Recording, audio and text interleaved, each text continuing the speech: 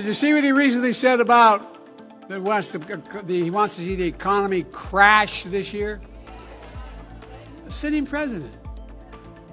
As he say in my face, bless me, Father, come on, man.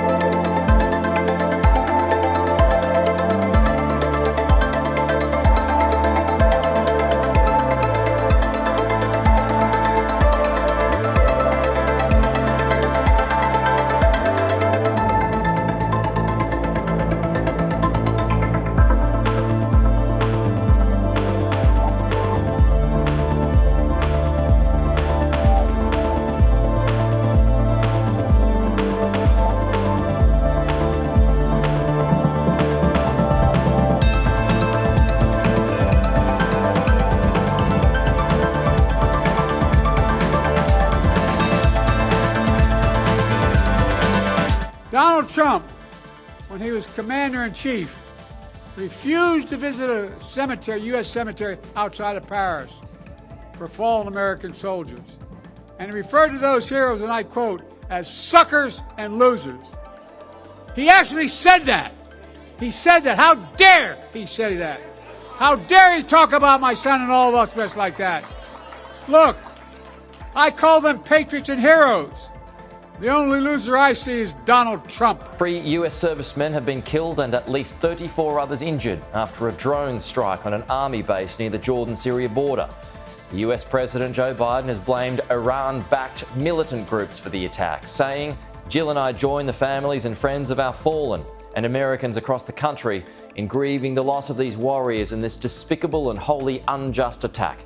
We will carry on their commitment to fight terrorism and have no doubt we will hold all those responsible to account at a time and in a manner of our choosing."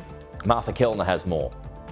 The US says this was a drone attack on a tent of sleeping troops. They say it happened at a place called Tower 22, which is a US outpost right on the border of Jordan and Syria. But crucially, the US says this was inside Jordan. Confusingly, officials in Jordan saying it wasn't inside their country, perhaps wary of becoming involved in any escalating conflict between the US and Iran.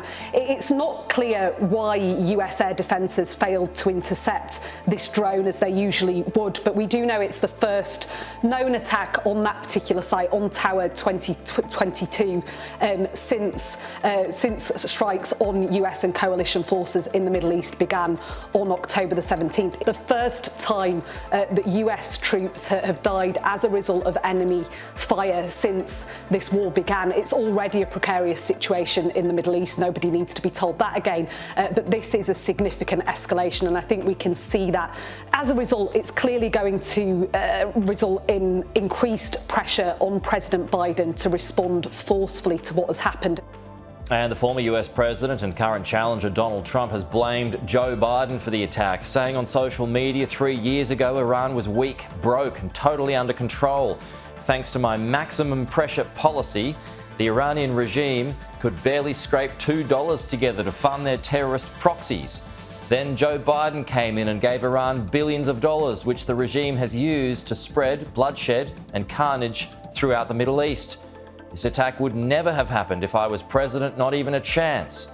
Just like the Iranian-backed Hamas attack on Israel would never have happened.